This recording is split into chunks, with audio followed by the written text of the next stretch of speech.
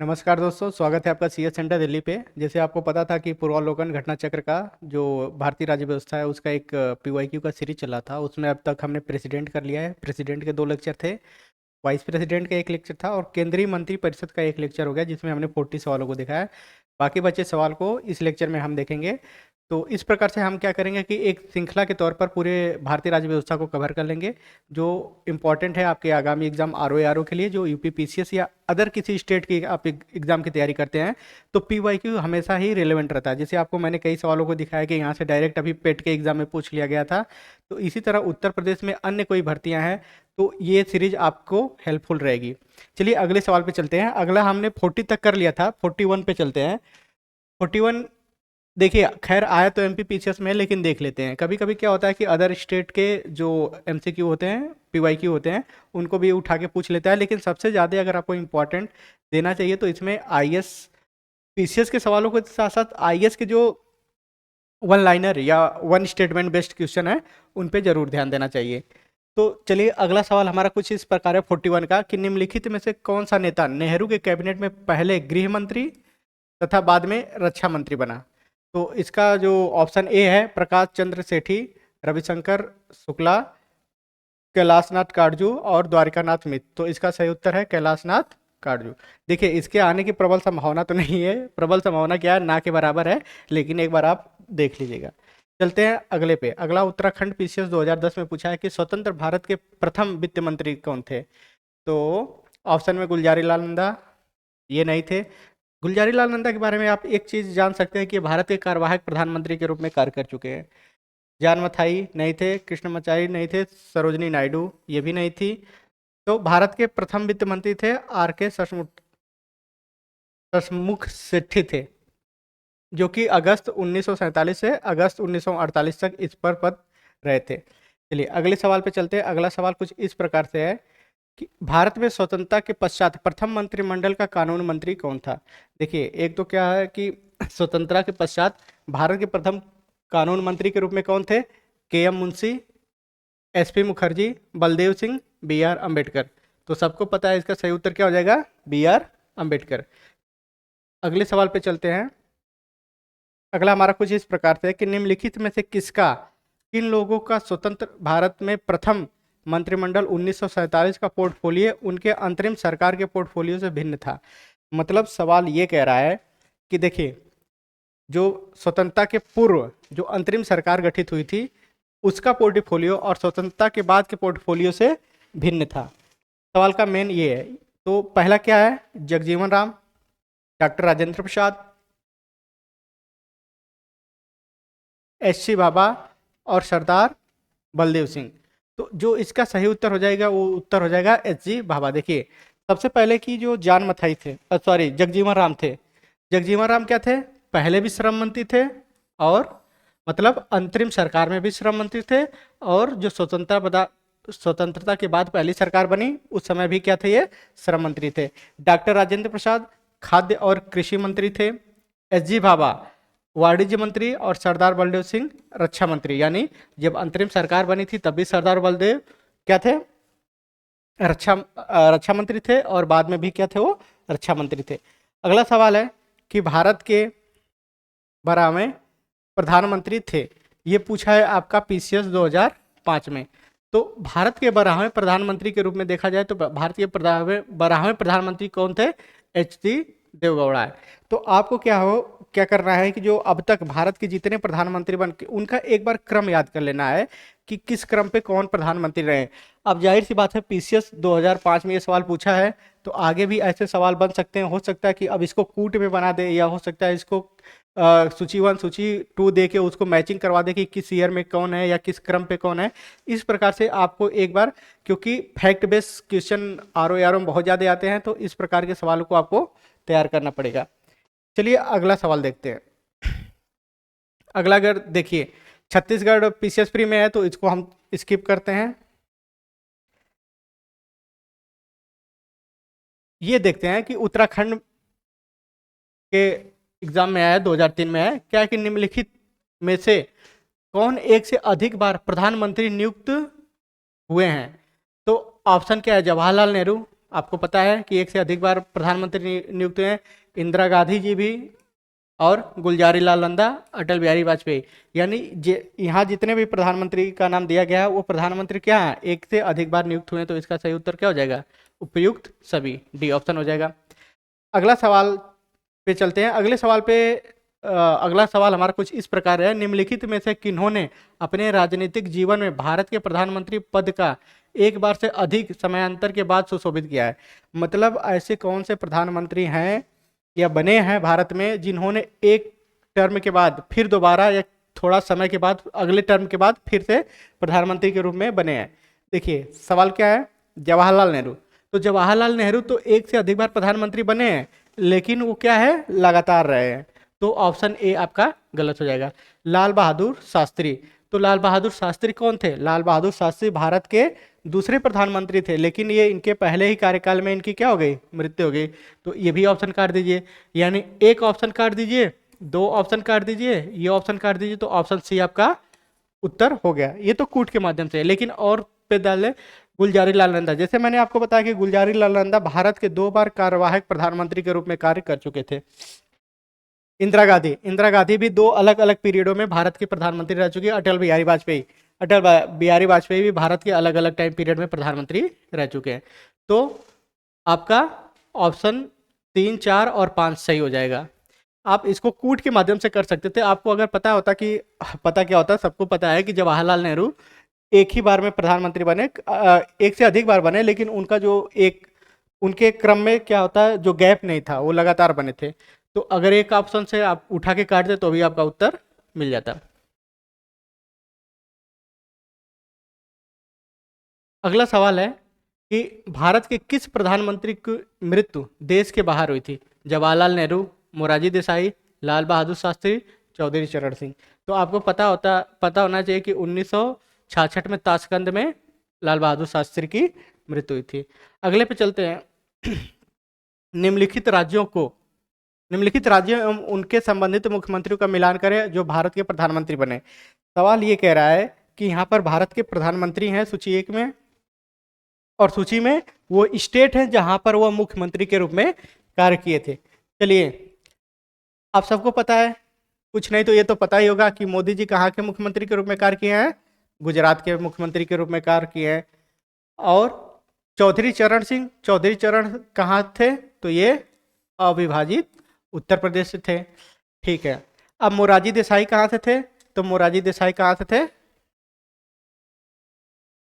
मुंबई से थे। अब देखिए एच डी देवगौड़ा कहाँ से थे, देवगौड़ा साहब कहाँ से थे, कर्नाटक से। अब कौन बचा, नरसिम्हा राव, ये कहाँ से थे, पीवी नरसिम्हा राव, आंध्र प्रदेश से थे। यानी ए का दो कहाँ है, ये नहीं है, तो इसको काट दीजिए, ये भी कट कर दीजिए। ए का दो ऑप्शन में मिला है। मोरारजी देसाई कहाँ से, महाराष्ट्र के मुख्यमंत्री थे, तो 2 का, बी का 5, बी का 5 कहाँ है, इसमें नहीं, इसको काट दीजिए, तो ऑप्शन डी आपका सही हो जाएगा। तो एलिमिनेशन के मेथड के माध्यम से आप इसको सॉल्व कर सकते थे। अगर आपको नहीं भी पता है, अगर 1-2 पता है, तो भी आप इस सवाल को सॉल्व कर सकते थे। अगला सवाल आपका पीछा यूपी पीसीएस मेंस 2011 में इस सवाल को पूछा है। सवाल क्या है कि निम्नलिखित में से कौन भारत के प्रधानमंत्री बनने से पूर्व किसी भी राज्य के मुख्यमंत्री नहीं रहे। मतलब सवाल ये कह रहा है कि यहाँ पर प्रधानमंत्रियों के नाम दिए गए हैं, कह रहा है कि उनमें से कौन से एक ऐसे प्रधानमंत्री थे जो किसी राज्य के मुख्यमंत्री नहीं रहे। देखिए एच डी देवगौड़ा साहब, अभी हमने कहा पढ़ा कि ये कहाँ से थे, कर्नाटक से, तो ये कर्नाटक के मुख्यमंत्री के रूप में भी रहे थे। पीवी नरसिम्हा राव कहाँ से थे, आंध्र प्रदेश से, तो ये भी क्या थे कि वहाँ के मुख्यमंत्री के रूप में कार्य किए थे। मोरारजी देसाई कहाँ से थे, महाराष्ट्र से, तो ये भी क्या महाराष्ट्र के मुख्यमंत्री थे। लेकिन चंद्रशेखर सिंह कहाँ के थे, ये उत्तर प्रदेश के थे, लेकिन ये एक बार भी मुख्यमंत्री के पद पर नहीं रहे। चलिए अगले सवाल में चलते हैं। अगला सवाल हमारा कुछ इस प्रकार से है, निम्नलिखित में से कौन भारत के प्रधानमंत्री बनने से पूर्व कृषि राज्य में मुख्यमंत्री नहीं रहे। देखिए मोरारजी देसाई थे, नहीं रहे, तो ये थे। पीवी नरसिम्हा राव, ये भी थे। चौधरी चरण सिंह, ये भी थे। चंद्रशेखर नहीं थे। चौधरी चरण सिंह कहाँ से थे, उत्तर प्रदेश से थे। अगले सवाल पे चलते हैं। अगला सवाल है, निम्नलिखित में से कौन अपने प्रधानमंत्रित्व काल में लोकसभा के सदस्य थे? तो देखिए, देवगौड़ा, आई.के. गुजराल, डॉक्टर मनमोहन सिंह, ये लोग राज्यसभा के सदस्य थे, जबकि चंद्रशेखर क्या थे? चंद्रशेखर लोकसभा के सदस्य थे। अगले सवाल पे चलते हैं कि भारत के प्रधानमंत्रियों में से कौन अपने कार्यकाल में संसद में कभी भी उपस्थित नहीं हुआ था? तो इसका उत्तर है चौधरी चरण सिंह। पढ़ते हैं, इसका एक्सप्लेनेशन देख लेते हैं कि चौधरी चरण सिंह एक ऐसे प्रधानमंत्री हैं जो अपने कार्यकाल के दौरान एक बार भी संसद में उपस्थित नहीं हुए। चौधरी चरण सिंह 28 जुलाई 1979 से 14 जनवरी 1980 तक भारत के प्रधानमंत्री रहे। उनके पूरे कार्यकाल के दौरान लोकसभा की बैठक नहीं हुई। जब तक वो प्रधानमंत्री के रूप में रहे तब तक लोकसभा की कोई बैठक ही नहीं हुई। तो लोकसभा की जब बैठक नहीं हुई तो कहाँ से जाएंगे भाई? लोकसभा की निर्धारित बैठक से एक दिन पूर्व ही कांग्रेस द्वारा अपना समर्थन वापस लेने के कारण चौधरी चरण सिंह को प्रधानमंत्री पद से इस्तीफा देना पड़ा। चलिए ठीक है, अगले सवाल पे चलते हैं। निम्नलिखित में से कौन भारत के संघीय वित्त मंत्री रहे हैं? देखिए, सवाल कह रहा है कि ऐसे कौन है जो भारत के वित्त मंत्री के रूप में कार्य किया है? तो बीपी सिंह बिल्कुल सही है, बीपी सिंह कार्य किए हैं। आर वेंकटरमण ये भी काम किए हैं। वाईपी चौहान ये भी कार्य किए हैं। प्रणब मुखर्जी ये भी कार्य किए हैं। तो इसका सही उत्तर क्या हो जाएगा? डी हो जाएगा। अब अगला सवाल है, उदारीकरण, निजीकरण और भूमंडलीकरण की नई आर्थिक नीति घोषित की गई। प्रधानमंत्री कौन थे? राजीव गांधी? नहीं साहब। विश्वनाथ प्रताप सिंह? नहीं। अटल बिहारी वाजपेयी? नहीं। सही उत्तर क्या हो जाएगा? नरसिम्हा राव। आपको अभी जैसे नरसिम्हा राव के बारे में क्या पढ़े थे हमने कि ये आंध्र प्रदेश के मुख्यमंत्री भी रह चुके हैं। अगले सवाल पे चलते हैं कि मनमोहन सिंह के संबंध में निम्नलिखित कथनों में से कौन सा कथन सही नहीं है? ये कब आया है? लोअर पीसीएस 2004 में ये सवाल आपको पूछ चुका है कि मनमोहन सिंह के संबंध में कौन सा कथन सही नहीं है। चलिए पढ़ते हैं साहब कि भारत के पूर्व वित्त मंत्री थे, कथन क्या है? सही है। भारतीय रिजर्व बैंक के पूर्व गवर्नर थे, कथन क्या है? सही है। अंतर्राष्ट्रीय मुद्रा कोष में भारत के पूर्व प्रतिनिधि थे, ये भी कथन क्या है? सही है। वित्त आयोग के पूर्व अध्यक्ष थे, तो ये कथन क्या आपका? यही कथन सही नहीं है। तो मतलब ऑप्शन सही क्या हो जाएगा? तो सही ऑप्शन सी हो जाएगा। बाकी ये जो आपका ए बी और डी पे मैंने सही टिक किया है, मतलब वो थे, लेकिन इसका सही ऑप्शन क्या हो जाएगा? सी हो जाएगा। अगले सवाल पे चलते हैं। प्रधानमंत्री मनमोहन सिंह, उनके बारे में क्या सही है? कि पंजाब से लोकसभा के सदस्य थे, ऑप्शन गलत। पंजाब से राज्यसभा के सदस्य थे, ये भी ऑप्शन गलत। राजस्थान से राज्यसभा के सदस्य थे, ये भी ऑप्शन गलत। असम से राज्यसभा के सदस्य थे, ये ऑप्शन क्या आपका सही हो जाए। अब क्या है कि निम्नलिखित वाक्यों का अध्ययन कीजिए। एक कथन है और कारण है। इसमें हमको देखना होता है कि क्या कथन कारण कथन का स्पष्टीकरण करता है या नहीं। कि मंत्री नीति बनाते हैं और लोक सेवक उसका क्रियान्वयन करते हैं। तो इसका सही उत्तर क्या हो जाएगा? कि ये कथन तो सही है। अगला, संसदीय प्रणाली में मंत्रियों का उत्तरदायित्व का सिद्धांत कार्य करता है, कारण भी क्या है? सही है। लेकिन कारण और कथन स्पष्टीकरण नहीं कर रहा है, क्योंकि यहाँ पर लोक सेवक के मंत्री नियम बनाते हैं और लोक सेवक उनका क्रियान्वयन करते हैं, और संसदीय प्रणाली में मंत्रियों के उत्तरदायित्व का सिद्धांत कार्य करता है। अभी मैंने बताया था कि जो मंत्री परिषद होती है वो सामूहिक रूप से उत्तरदायी होती है लोकसभा के प्रति। तो कथन और कारण दोनों सही है, लेकिन कारण कथन का स्पष्टीकरण नहीं करता है। तो इसका सही उत्तर क्या हो जाएगा? ऑप्शन बी, कथन और कारण दोनों सही है, किंतु कथन कारण का सही स्पष्टीकरण नहीं है। अगले सवाल पे चलते हैं। अगला सवाल कुछ इस प्रकार से है, निम्न कथनों पर विचार कीजिए और दिए गए कूटों से सही उत्तर का चयन कीजिए।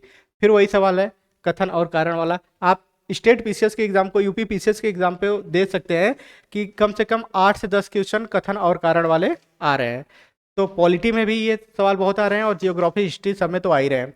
अगला सवाल है, किसी व्यक्ति को उप प्रधानमंत्री केवल राजनीतिक निर्णय है? बिल्कुल सही है, क्योंकि आपके संविधान में उप प्रधानमंत्री का प्रावधान कहीं भी नहीं। अगर आपसे बात की जाए कि आज ही के दिन भारत के पहले उप प्रधानमंत्री सरदार वल्लभ भाई पटेल की जयंती है, जिनके जन्म दिवस के अवसर पर राष्ट्रीय एकता दिवस के रूप में हम लोग मनाते हैं। तो ये सवाल भी आज आ गया। अगला, वह उसे प्रधानमंत्री का कोई अधिकार प्रदान नहीं होता। तो क्या है? दोनों सही है, किंतु व्याख्या नहीं करता। मतलब क्या है कि जो उप प्रधानमंत्री होता है उसे प्रधानमंत्री का कोई कार्य अधिकार प्राप्त नहीं होता। ये यूपी पीसीएस 2004 में सवाल पूछ चुका है। अब बात होती है कि उप प्रधानमंत्री पद का सृजन मूल संविधान के अंतर्गत हुआ था। अभी मैंने बताया कि मूल संविधान में उप प्रधानमंत्री के पद का सृजन की कोई बात नहीं है। संविधान के प्रावधानों से हटकर हुआ है। 44वें संविधान संशोधन द्वारा हुआ है? बिल्कुल नहीं। 25वें संविधान संशोधन द्वारा हुआ है? बिल्कुल नहीं। तो संविधान के प्रावधानों से हटकर हुआ है। चलिए अगले सवाल पे चलते हैं।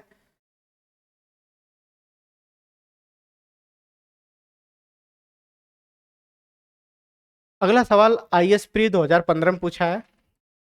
सवाल क्या कहता है? निम्नलिखित कथनों पर विचार कीजिए कि भारतीय संघ की कार्यपालिका शक्ति प्रधानमंत्री में निहित होती है। ये सवाल मुझे लगता है पीछे हम लोग कर चुके हैं, और मैंने सबसे पहले ही बताया था कि आर्टिकल 53 यही कहता है कि कार्यपालिका की शक्ति राष्ट्रपति में निहित होगी, तो प्रधानमंत्री में निहित होती है।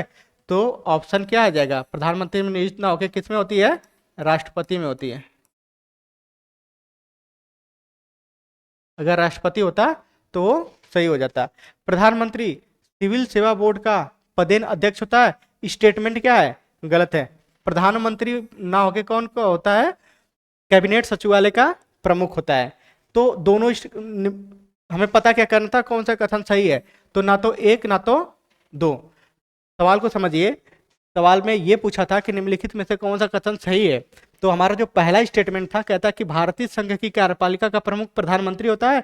स्टेटमेंट बिल्कुल गलत है। मैंने सबसे पहले ही बताया था कि भारतीय संघ की कार्यपालिका का प्रमुख राष्ट्रपति होता है। दूसरा कह रहा है कि प्रधानमंत्री सिविल सेवा बोर्ड का पदेन अध्यक्ष होता है। तो प्रधानमंत्री सिविल सेवा बोर्ड का पदेन अध्यक्ष न होकर कैबिनेट सचिवालय का प्रमुख जो होता है सिविल सेवा बोर्ड का पदेन अध्यक्ष होता है। चलिए इसके एक्सप्लेनेशन को भी देख लेते हैं। एक्सप्लेनेशन क्या है? आर्टिकल 53(1) जो अनुच्छेद 153(1) के अनुसार संघ की कार्यपालिका शक्ति राष्ट्रपति में निहित होगी। और देखिए 53(1) क्या कहता है कि संघ की कार्यपालिका की शक्ति राष्ट्रपति में निहित होगी।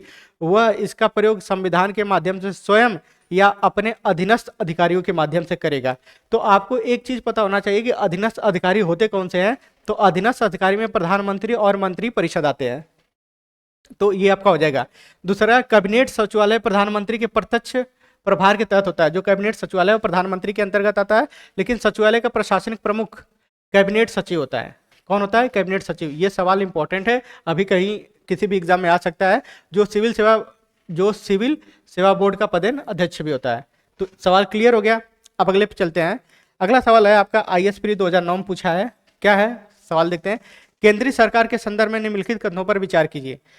और पूछा क्या है कि कौन सा कथन सही है। पहला कथन है, जो पहला स्टेटमेंट है कि भारत के संविधान में उपबंध है कि समस्त कैबिनेट मंत्री अनिवार्य रूप से केवल लोकसभा के ही आसीन सदस्य होंगे। देखिए जब भी बात किए हैं अब तक हमने कितना मतलब 2-3 लेक्चर रिकॉर्ड कर चुके हैं, लेकिन जब हमने मंत्रिपरिषद में बताया तो हमने बताया कि जो मंत्रिपरिषद के सदस्य केवल लोकसभा से नहीं होंगे। मंत्रिपरिषद के सदस्य या तो लोकसभा से हो सकते हैं या तो राज्यसभा से भी हो सकते हैं, या ये भी हो सकता है कि जब सरकार का गठन होता है तो जो मंत्रिपरिषद के सदस्य बनाए जाते हैं वो किसी भी सदन के सदस्य ना हो। लेकिन 75(5) के अनुसार ये प्रावधान किया गया है कि जिन भी मंत्रिपरिषद के सदस्य को बनाया जाता है उससे 6 माह के पूर्व किसी भी सदन की सदस्यता लेनी अनिवार्य होती है।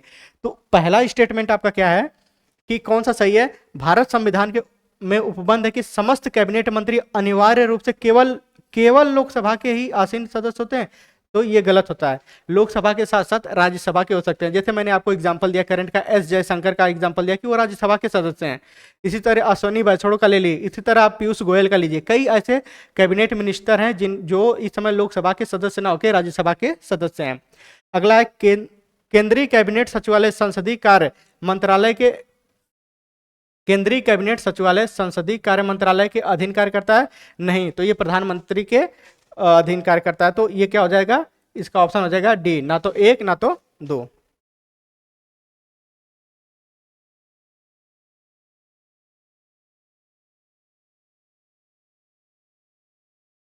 अगला सवाल है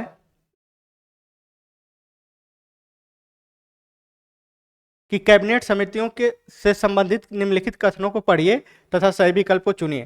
सवाल क्या कह रहा है कि सही पढ़िए तथा सही विकल्प को चुनना है।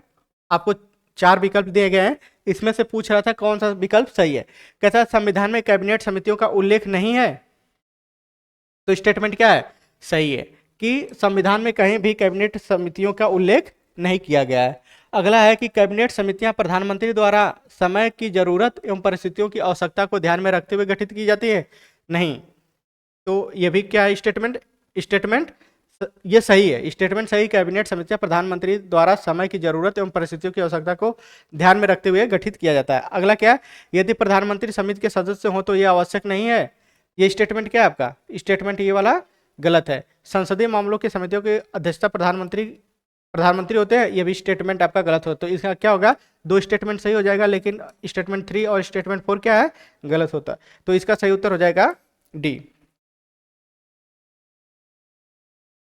अगले सवाल पे चलते हैं कि केंद्र सरकार में उच्चतम नागरिक सेवा अधिकारी कौन होता है। देखिए, जो केंद्र सरकार में उच्चतम नागरिक सेवा अधिकारी होता है, भारत का महान्यायवादी, तो भारत का न्यायवादी महान्यायवादी अगला चैप्टर होगा, जो जिसका प्रावधान आर्टिकल 76 में किया गया है, जो बताया जाता है कि भारत का प्रथम विधिक अधिकारी होता है, जिसकी नियुक्ति राष्ट्रपति द्वारा किया जाता है, जिसका कार्यकाल राष्ट्रपति के प्रसाद पर्यंत होता है। और अगला सवाल क्या कह रहा है कि मंत्रिमंडल सचिव होता है, गृह सचिव होता है, वित्त मंत्री होता है, तो इसका सही उत्तर क्या होता है कि मंत्रिमंडल का सचिव होता है।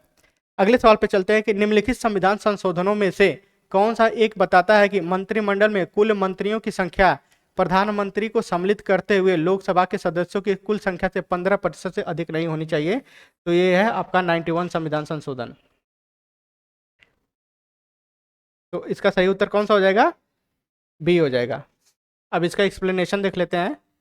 देखिए, एक्सप्लेनेशन है कि जो 91 संविधान संशोधन 2003 में संविधान के अनुच्छेद 75 को जोड़कर यह प्रावधान किया गया कि मंत्रिपरिषद में, सिंपल चीज है, मंत्रिपरिषद में प्रधानमंत्री सहित मंत्रियों की कुल संख्या लोकसभा के कुल सदस्यों से 15% से अधिक नहीं होनी चाहिए। आपको 3-4 चीजें याद रखनी चाहिए कि देखिए, जो 91 संविधान संशोधन हुआ था उसमें यह प्रावधान किया गया था कि प्रधानमंत्री सहित मंत्रिपरिषद की कुल सदस्य संख्या लोकसभा के कुल सदस्य संख्या से 15% से अधिक नहीं होनी चाहिए।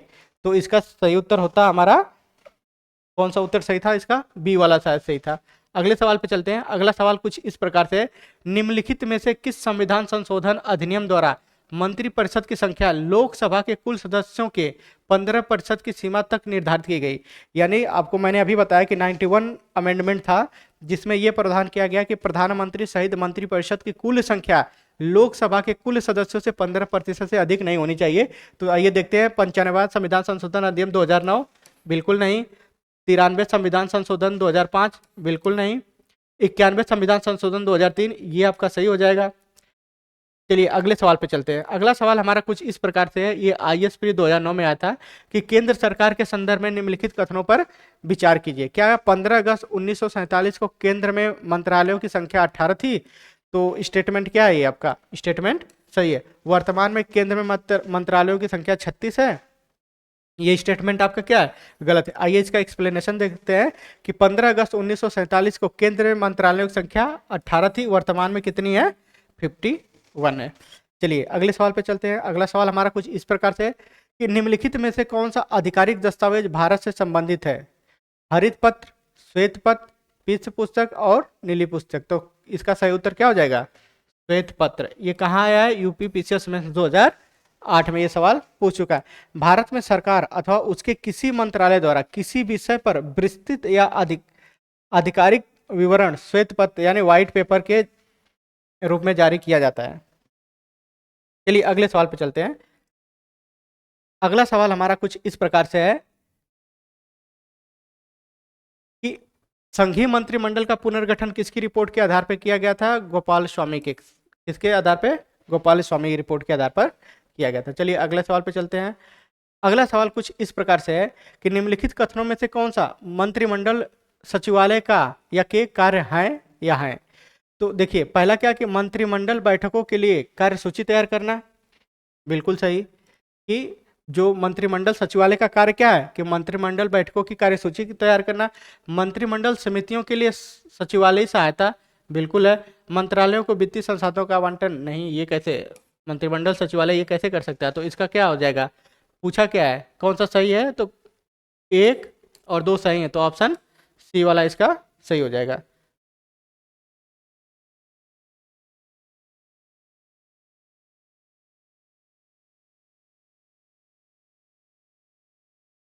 अगले सवाल पे आते हैं। अगला सवाल कुछ इस प्रकार की, राष्ट्रीय सुरक्षा समिति का प्रधान कौन होता है? तो राष्ट्रीय सुरक्षा समिति का प्रधान कौन होता है? प्रधानमंत्री होता है। अगले सवाल पे चलते हैं। स्वतंत्र भारत के प्रथम बार संसदीय सचिव का पद किस वर्ष सृजित किया गया था? तो इसका सही उत्तर हो जाएगा 1951 में। आइए इसका एक्सप्लेनेशन देख लेते हैं कि स्वतंत्र भारत में प्रथम बार संसदीय सचिव का पद वर्ष 1951 में सृजित किया गया था।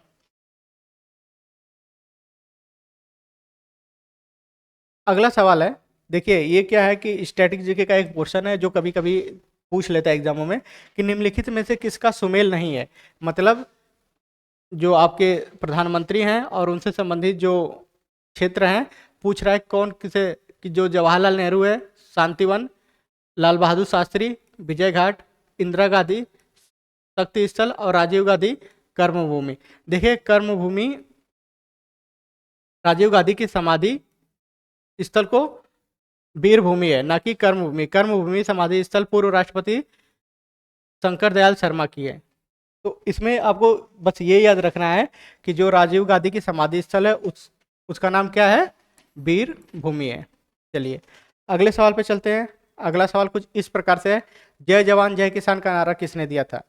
तो आपको पता है कि जय जवान जय किसान का नारा भारत के दूसरे प्रधानमंत्री लाल बहादुर शास्त्री के द्वारा दिया गया था, जिनकी मौत ताशकंद में या भारत के बाहर हुई थी। तो इस प्रकार देखा जाए तो हमने 2 वीडियो में केंद्रीय मंत्रिपरिषद को कवर कर लिया है। इसी प्रकार सीरीज में हम आगे महान्यायवादी और नियंत्रक महालेखा परीक्षक के बारे में भी जितने इंपॉर्टेंट सवाल हैं उनको कर लिया जाएगा। इस प्रकार देखा जाए तो हम धीरे धीरे करके पूरे श्रृंखला को कवर कर लिया जाएगा।